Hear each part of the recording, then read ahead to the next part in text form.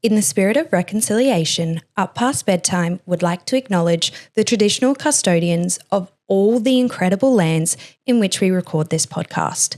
By extension, we pay our respects to all Aboriginal and Torres Strait Islander peoples, their past and present elders, and the connection they have to Australia's land, sea, and community.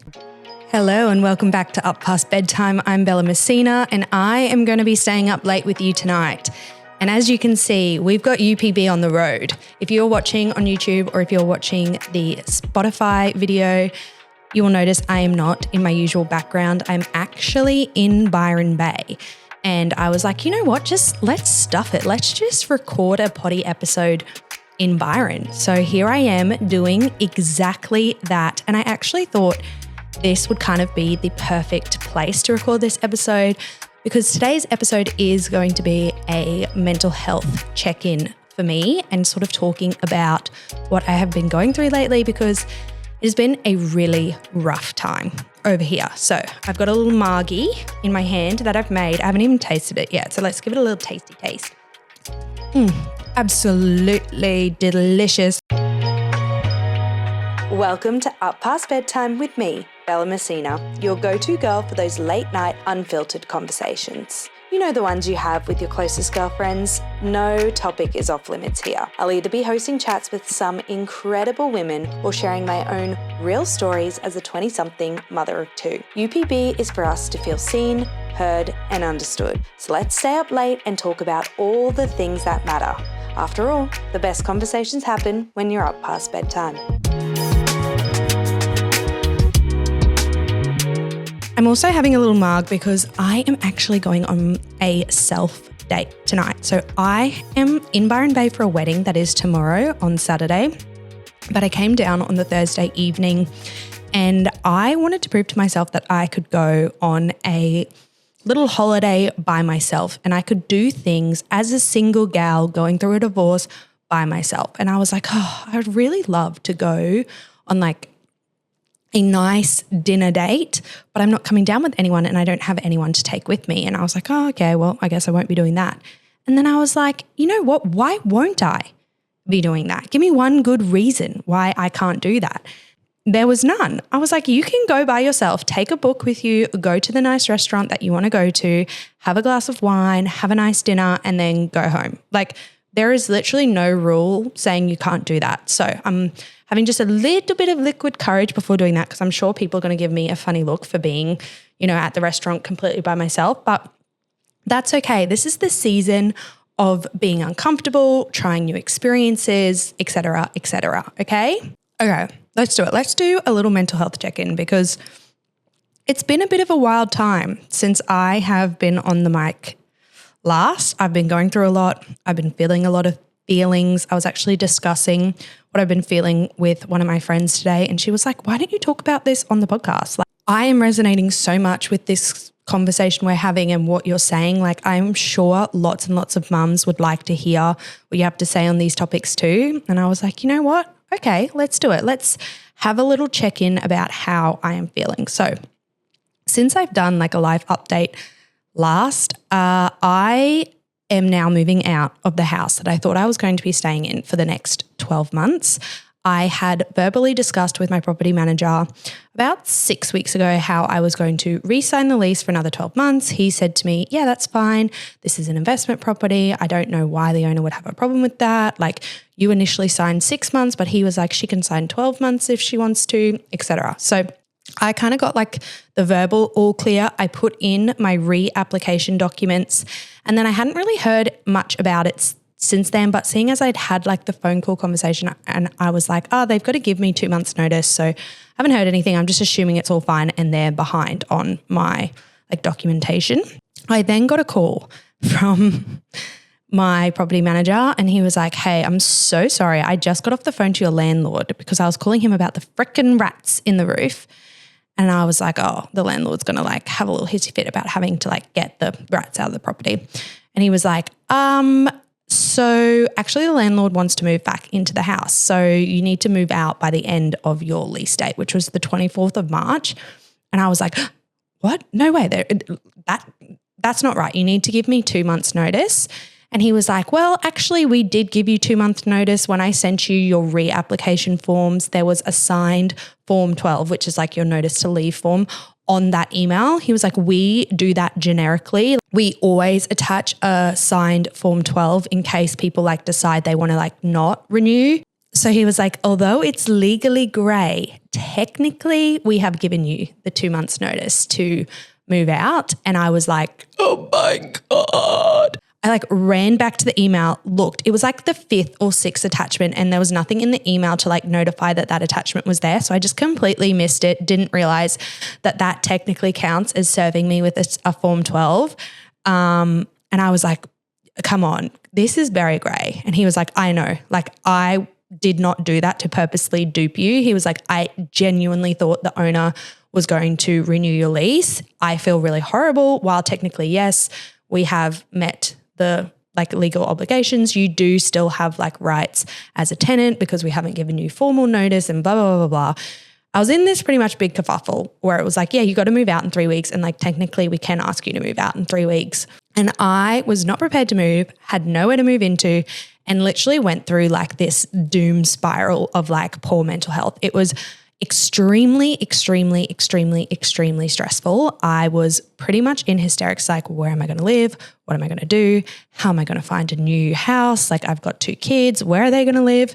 My mum did say that I could move in with her, but she's got a really small Queensland cottage and it would have been so squishy for us to move home with her. Like, obviously I would have chosen that over not having a home, but it was kind of an option where I was like, I will only do that if I absolutely have to. So then I was frantically trying to find a new home. I know people were like, oh, well, you can, take the landlord and the property manager to tribunal and you can do this and you can do that. But at the end of the day, I'm a single mum with 2 kids and going to tribunals and doing all of that stuff, although it's not meant to be, it can be like a red flag on your application and it can make finding a house harder for you in the future. And I don't know what my future is going to look like. I don't know how long I'm going to continue renting for.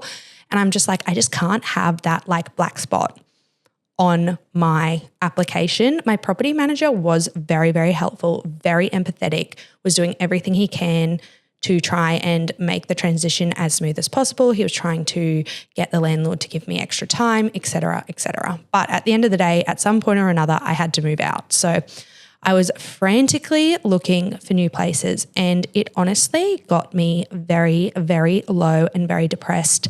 I feel like, I've had a season where it's just been one thing after another thing after another thing, constant expenses, constant change, constant just like stress and pressure on me. And as a single person now, I don't have anyone helping me or supporting me through those transitions other than like family and my friends, but it's like it's not the same as like a partner. Whereas like if you were going through a really shit time, like you had your partner who was in it completely with you, like backing you, your like form of support. And that's a really hard thing to not have anymore since leaving my husband. And that was a really, really stressful process that I went through in the last 2 to 3 weeks since I found out that information. I, thank God, have gotten approved for a house literally in the nick of time. Like I've made it by 3 days of when I need to move out of my other house.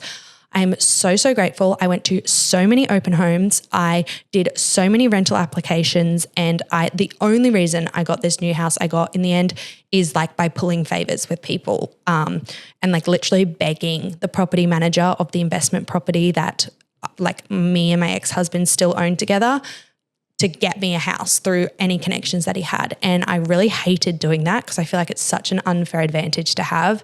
I feel like it's unfair to use that to beat out other people. But at the end of the day, I was like, I need a place for me and my children to live. So if I've got this connection at this point, I got to use it because in 2 weeks, I'm going to have nowhere to live.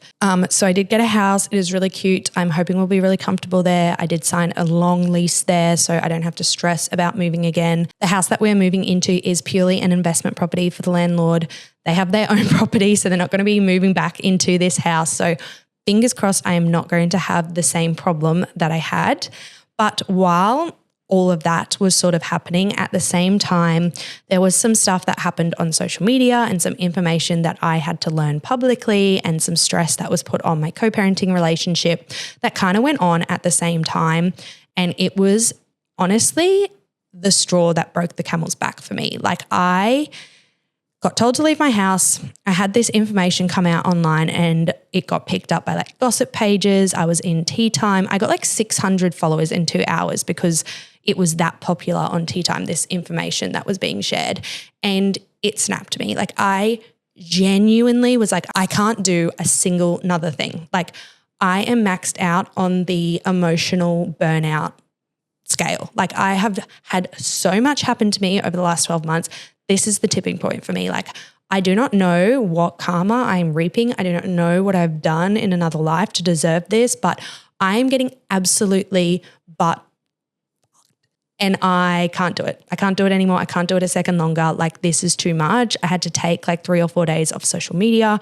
I spent a whole day just like crying in my bed being like, I am so freaking stressed. This is the hardest season of my entire life. When is this going to end? It feels never ending. It feels like I am constantly going through it. And that has sort of like kept going for the last couple of weeks. So I am feeling very low. I feel better than I was feeling like say in 2024. I think 2024 was the worst, hardest year of my life. I don't know if I will ever feel that low again. But I have been feeling very uninspired, very uncreative, very flat. I haven't wanted to socialize with people. I haven't really wanted to be online. Like I have literally just been surviving. Not even an ounce of thriving has been going on over here. And I was like, you know what? I think I want to talk about this and talk about the ebbs and flows of mental health challenges and parenting, and now especially single parenting and what that kind of looks like. I feel like I have sort of hit a point of feeling quite burnt out in the sense of I love my job and I don't want to not do my job. I think it's, you know, something that is really, really a blessing. I'm so grateful for the flexibility. It makes me an income that lets me work and pay my bills but still be with my children. I love being creative. I absolutely love connecting with and talking to women. I feel like that is my sole purpose, and this job lets me do that quite literally every single day. But I also feel like what I have gone through in the last 12 months is hard enough without the pressure of hundreds of thousands of people watching me, commenting on me, talking about me. Like I feel like, you know, when a gossip page posts about me or, you know, they make a video about me, that video goes bonkers. Like it gets way more views than other videos with way larger creators that they're talking about. And so then they're like, oh, this video gets us engagement. Let's keep posting about this. Let's keep talking about this. And so then I feel like I have become sort of like a hot topic for those pages because my engagement is so good and so strong, it gets them hits. And so then they're going to keep going and going. And that is really stressful because it makes me feel like I am constantly under a microscope and I can't do anything without it being picked on, blown out of proportion, exacerbated. Like it feels very, very stressful and also almost unfair because it's like I feel like no one should care this much and no one really does care this much. I just have such an engaged community that even though my follower count is smaller, the videos get people engagement or the posts get people engagement. So now they are cluing onto that and just doing it over and over and over, which is really sucky and really shitty. And I wish it wasn't something that I had to be involved with or have happened to me. But I guess it's also like in some senses the name of the game. But it does feel unfair sometimes when I look at other creators who do things that is way more scandalous or like they have much larger audiences and no one bats an eye. But if I do like one thing or if one thing happens to me, everyone's like, ah, and jumps on it straight away. But yeah, that has really compounded what has gone on for me for the last 12 months. Like what I have gone through, like, and a lot of it is public. A lot of you guys know the journey I've been on. If you are listening to Past Bedtime for the first time, you can go back and this whole season, you can kind of get the tea on a lot of the stuff that has happened to me. I feel like a lot of people would find that really challenging. And then to do it publicly just adds like such another level of complexity. And so lately I have been really struggling to motivate myself to get up in the morning, motivate myself to show up for work, motivate myself to make content. I feel like when you're in a creative career, it's really hard when you're feeling low to show up. and to put out good content and make engaging videos and feel inspired by that. Like, it is really a job that is directly correlated to your mental state, and the way that you perform can be really affected by what's going on in your personal life. Of course, any job, your performance is impacted by your personal life, but this is especially a job like that. It's sort of a thing where it's like, I can't go to work and take my mind off things or get a break from things because my work is my life. And that's really hard to come to terms with because, it's not like I can just be like, oh, I'm going to not work for a month and just like take a breather because, then I wouldn't make any money. So you're kind of in a space where you're like, I want to take a break. I feel burnt out, but at the same time, I have obligations and financial needs that need to be met. So I can't do that.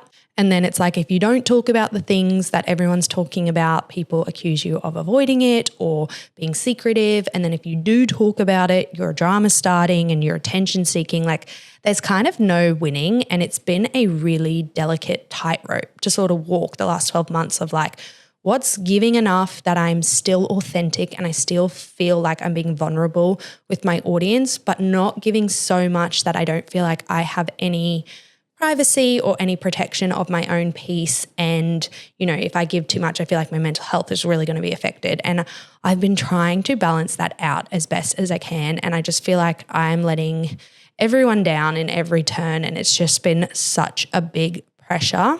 But I have a massive issue of also not being able to say no. I'm definitely a people pleaser and I am the biggest overachiever you will ever meet. I am the type of person where if I am not excelling and if I am not the best, then I tell myself that I'm the worst and I'm the shittest human and etc. Like if I'm not simultaneously being the best mum on the planet, the best content creator on the planet, the best friend on the planet, having the cleanest home, cooking the best meals, dressing the best way, presenting myself the best way, being so productive all the time, I am really internally harsh on myself and I give myself no personal grace.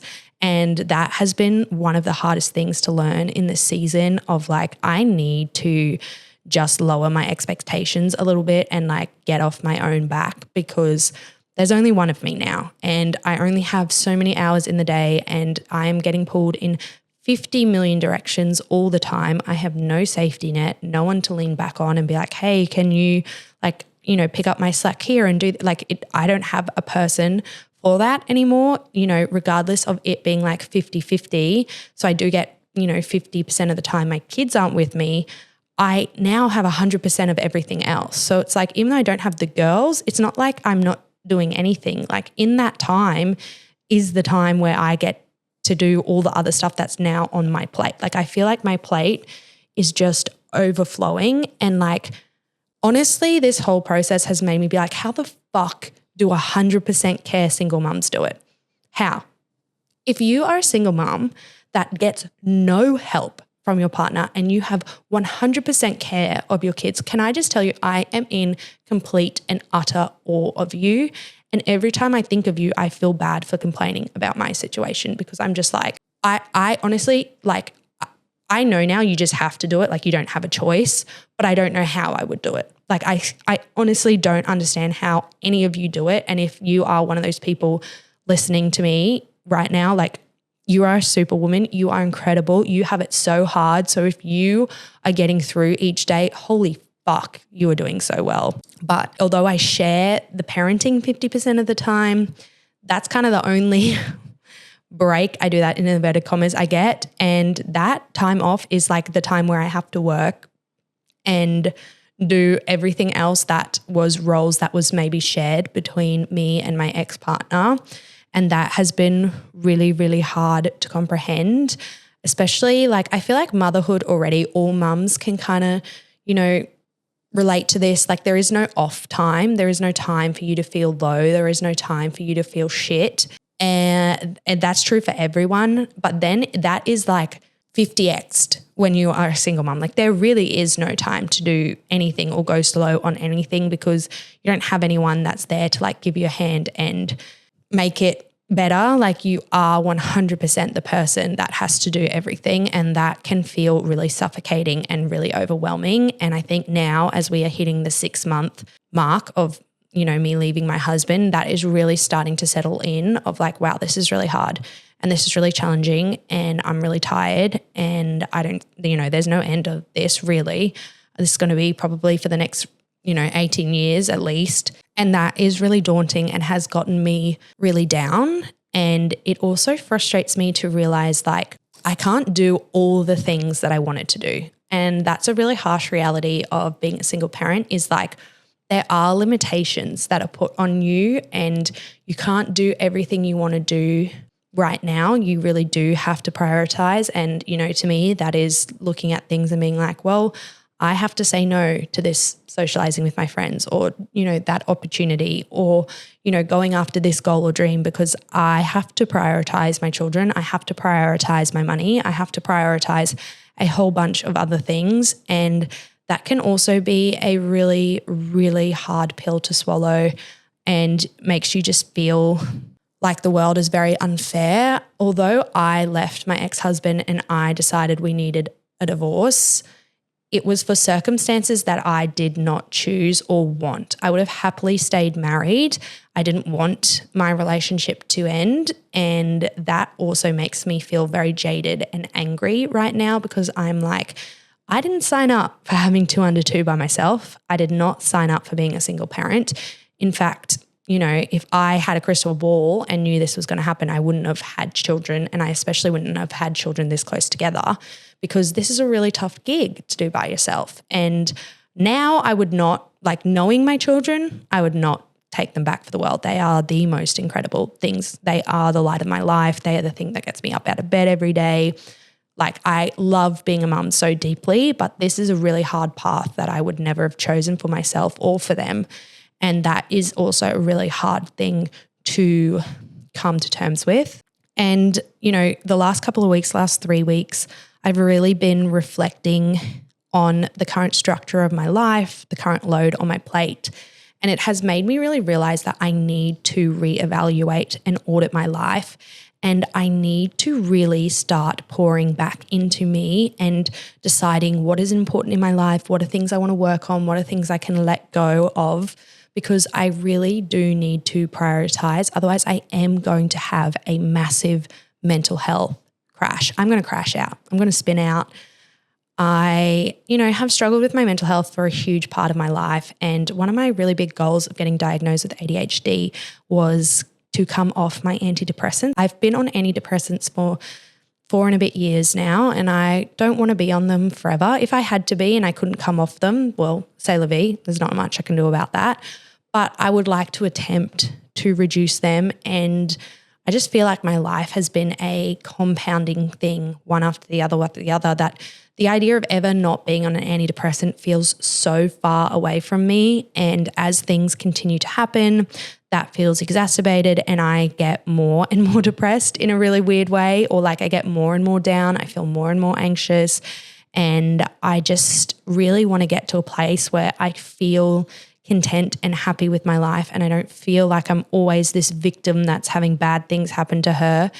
And I really think that the only way that I can make that happen is by really investing in myself and focusing on a season of me. And that has really inspired me for season 3 of Past Bedtime, because we only have 2 more episodes left after this of season 2. Then we'll be taking a month break and then we'll be coming back with season 3. Is I want to theme the entire season 3 around all of us, myself and all the listeners, having a season of her, a season of where we are giving back to ourselves to make ourselves better, to make our lives happier, and as a result being a better woman, a better mother, a better parent, whatever. I think I really want to sit down, reevaluate everything, and step by step go through how I am going to take this constant pressure and throat stomping out of my reality. That's how I feel like right now. I feel like I am laying down and the universe just has its foot on my neck, and it's like, not only is it not letting up, it's like pushing down harder every single day. And I'm like, okay, I need to be doing everything that I can do to make that not be my reality right now. And so I'm really, really, really trying to think of the best way that I can take you guys on that journey with me. I think that would be so powerful. I would love to get guests on that could kind of talk about the season of life they're in and what they're doing and how they're prioritizing themselves. I would just love to get some panels on. I'd love to do an After Dark series. Like, there is so many ideas that have come from this place of feeling so, so low, because I really have been feeling so low.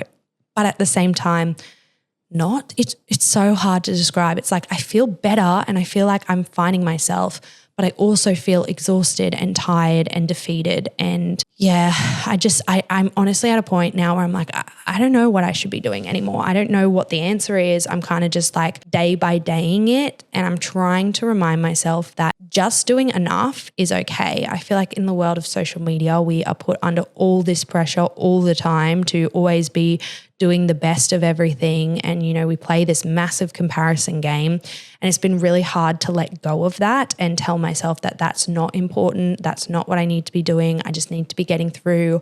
I just need to be surviving. And I feel like I have lost the everyday magic out of my life. Like, people tell me all the time, oh, you're doing so well. You're being so graceful. You're so strong. Like, you have a glow back. But I look around at my life and I don't feel happy or great. I do feel happy, but I don't know how to describe it. I don't feel grateful. I don't feel like I'm doing a good job. But like, I don't think that I'm like kicking butt at this. I look around and I'm like, oh my God, your life is a mess and you are a mess. And everyone must be tired of you just always being this frazzled, spun out mess of a human. And I don't want to feel that way anymore. I want to be better for my children. I want to be better for myself, honestly. And I don't care if that's selfish. I'm tired of feeling this way. So I'm really hoping, I can start this process and start to get better. And I think it would be really cool if you guys came along with me. I want to be grateful for every single day. I want to be excited about life. I want to be enjoying my life. I want to take that pressure off myself to always be the best and doing the best. And, I just want to like enjoy the little things in life and kind of step into a season of giving back to myself. And as a result, I'm really hoping that means I can give back to everyone else. I feel like as women and mothers, like the plight of the modern woman today is like we have no time for ourselves. Like self-care as well can be so fucking exhausting. Like what do you mean I got to get up every single day and take like a bazillion supplements and go to the gym and, read, but also watch TV, but also see my friends, but also pay my bills, but also, not work after 6 p.m., but there's only so many hours in the day. So I got to do my work at some time. Like I'm just feeling so lost and I want to find that balance. And I think like everything in life, the most beneficial thing when I'm trying to figure something out is universal experiences and hearing other people's stories and getting ideas from other people. And so I'm really hoping that through Past Bedtime, I can deliver that with all of you. I'm trying really hard to stay positive and stay happy and stay focused. And yeah, I just think I need some help or maybe some more vulnerability and transparency in that process. I feel like I have to show up strong to everyone every day, and that can also be really, really exhausting. Like even, coming down to this wedding this week and I'm by myself and I've come down to have a solo holiday by myself because I wanted to prove like, you don't need a man. You can do anything you want. Like you can go on a solo holiday and, you have such a flexible job, like take advantage of that and enjoy it and whatever. And then, the whole time I'm just stressed out and, feeling like, oh my God, I'm pathetic. I don't have anyone. I'm alone. I'm not doing very well, like all this stuff. And I'm like, I just want to feel content and happy with the life that I have and the way it is and not be so stressed out and unhappy all the time. And I'm hoping I can continue this journey gracefully and, start to figure out maybe part of the answer to questions like that. I don't think anyone ever figures it out, completely, but I feel like this whole process has been a really big journey of learning what's important in life and what's not. And I'm really hoping that at the end of this whole thing, I can look back and have some really great lessons that I took away and be like, oh, that happened in my life and that was really shitty and I didn't deserve that and that was a crap time to endure. But I'm hoping at the same time I'll look back and be like, wow, I grew so much. I learned so much and it made me a better person. Like even little things that I've learned, like, when I moved out of my family home, I moved out within like 4 days. So I really only took very small amount of things. I downsized a lot of stuff very quickly. And then that sort of taught me like, wow, I was really living with so much crap and crud that I did not need. Like when it's come to me now, having to move to another house in 3 weeks, everyone's like, oh, we'll come over and help you pack. And I'm like, I don't really have much to pack up. Like I really downsized when I moved into this house and I haven't really like brought that much extra stuff to go on top. Like, it's not really going to take me that long to pack up. There's like really very little that I need to pack up outside of like actual heavy furniture pieces. And that has been a really cool thing to learn, that like maybe I didn't need all those extra things that I was telling myself I needed all the time. Yeah. And I'm just hoping that like, even though I'm in this like roughest season of winter in terms of like seasons of life, I'm really hoping that it will teach me so much stuff that I will appreciate in my summer season. I don't know, guys. Like I honestly, people message me every day and they're like, can you give me advice on, this in a breakup, or can you give me advice about this as a single mom? And I'm like, why are you asking me? I feel like I don't know fuck all. Like I feel like I am this big hot mess who is quite literally just winging it and faking it till she makes it every single day. Like don't ask me anything. But at the same time, I'm like, I feel like I am learning so much and there are so many things that I've changed my perspectives on. And, I've learned so much about, certain specific aspects, or, have had so much time to reflect on ways I structured my personality and my life and my preferences now that I'm like, oh my God, that was a really silly decision, or why did you do that? And I think at the same time, I do have a lot to say on this process, while at the same time also being like, I have no idea what way is even up, down, left, right, let alone like to give someone else advice on it. I don't know. It's such a weird season to be in. And I'm really hoping like anyone else who's gone through massive life changes like I have in the last 12 months kind of gets what I'm trying to explain there. But I just really want to give back to myself. I want to reconnect with myself. I want to learn who I am again. I want to get to know her. And when I say her, I mean that girl that I want to be. I feel like I can only get there if I do so much introspective work and really step back and have a season that is all about me. I feel like that is the secret to being the it girl, is being a little bit selfish and really dedicating time to discover what makes you the it girl. You know what I mean? I hope people know what I mean. I hope people are picking up what I'm putting down. Honestly, I've had so much happen to me repetitively for the last 12 months that when it comes to me like sitting down and talking to you guys about a topic or like filling you guys in on stuff, I'm like, when was the last time I said something? Because there's probably been 50 million things that have happened to me from there. And I'm like, I don't even know where to start with what to divulge or what to tell you guys. Not because like I want to keep stuff secret or keep stuff private. It's like, oh, that happened like 3 weeks ago.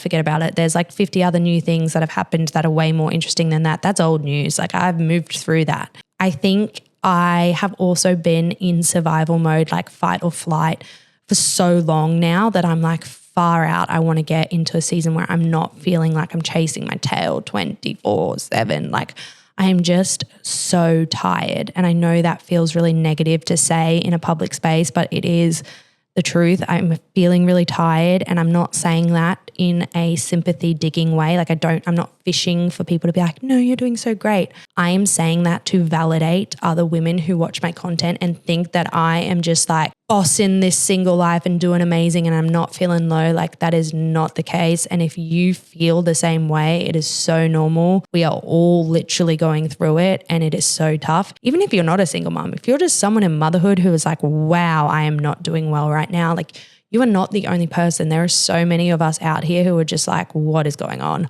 What am I doing? I'm not doing a very good job. I feel like I'm failing this whole thing.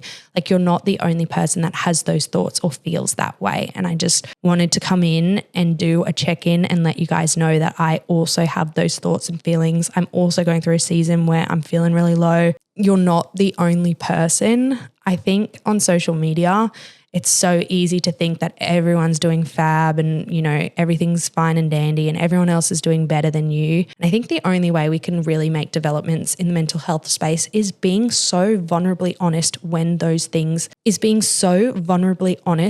you are not doing well and when things are really hard and you are going through a season of things being hard.